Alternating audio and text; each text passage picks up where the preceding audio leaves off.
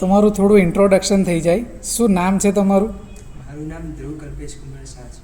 અત્યારે કઈ સ્કૂલમાં અને કયા સ્ટાન્ડર્ડમાં સ્ટડી કરી રહ્યા છો?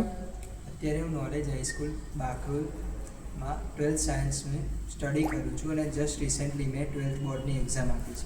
બહુ જ સરસ. અને 12th સાયન્સની તમે બોર્ડની એક્ઝામ આપી દીધી છે, બરાબર? તો તમારું શું રિઝલ્ટની ગણતરી છે, જે કદાચ નજીકના ટાઈમમાં રિઝલ્ટ ડિક્લેર થશે? અત્યારે જ 12th બોર્ડની એક્ઝામ પતી છે અને જસ્ટ હવે મેં જે પ્રિપેરેશન કરી છે અને મારા પર વિશ્વાસ છે કે મારા 95+ % આવશે. બહુ જ સરસ. તમારું 10મા ધોરણનું રિઝલ્ટ મને થોડું જણાવશો? મારું 10thમાં 93% હતા.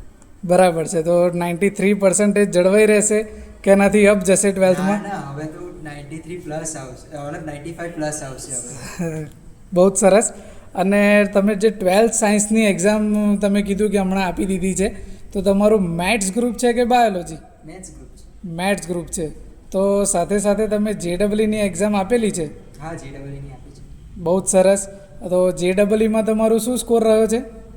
JEEમાં મારા 91 PR આવ્યા છે અને એ બી મારે ક્લિયર થઈ ગઈ છે, એટલે મેં રિસેન્ટલી જ એડવાન્સ માટે ફોર્મ ભરી દીધું છે. બહુ જ સરસ.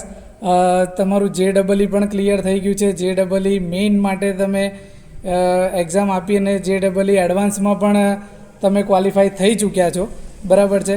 તો એક પ્રશ્ન એવો હતો કે શું નોલેજ હાઈસ્કૂલ સિવાય તમે કોઈ જગ્યાએ ટ્યુશન ક્લાસીસ કે એની અંદર જોઈન થયેલા છો કે અટેન્ડ કરતા હતા સાથે સાથે, કે આ બધી પ્રિપેરેશન સ્કૂલ અને તમારી પોતાની છે?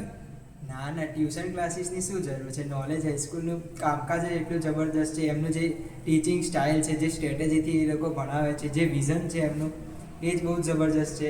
એટલે ટ્યુશનની તો વાત જ ના રહી. એટલે મેં કોઈ જગ્યાએ ટ્યુશન નથી કર્યું, કોઈ ઓનલાઈન ક્લાસીસ નહીં, કોઈ વિડીયો લેક્ચર્સ નહીં. ઓનલી ને ઓનલી નોલેજ ના જે ટીચર્સ છે, જે સ્ટાફ છે, એમની જોડે જ. ઇવન મેં ઇંગ્લિશ મીડિયમના ટીચર્સ સાથે અને અહીં આગળ એક પિનેકલ છે એના ટીચર્સ સાથે બી મેં ડિસ્કશન કર્યા છે, મારા જે બી સ્ટડી રિલેટેડ ડાઉટ્સ છે એ બધા. ખૂબ સરસ ધ્રુવ. હવે તમારું 12 સાયન્સ કમ્પ્લીટ થયું, 11થી તમે નોલેજ હાઈસ્કૂલ જોડે છો. તો નોલેજ હાઈસ્કૂલ તમને કઈ રીતે 11-12 સાયન્સમાં મદદરૂપ રહી? નોલેજ હાઈસ્કૂલ તો મતલબ મને બહુ સપોર્ટ કર્યો છે, બહુ હેલ્પ છે. અહીંના સ્ટાફ હોય કે પછી ટીચર્સ, રાજુ સર હોય કે પછી અહીંના જે સ્ટુડન્ટ્સ છે, અહીંનું જે એટમોસ્ફિયર છે, ટોટલી એજ્યુકેશનલ માહોલ છે.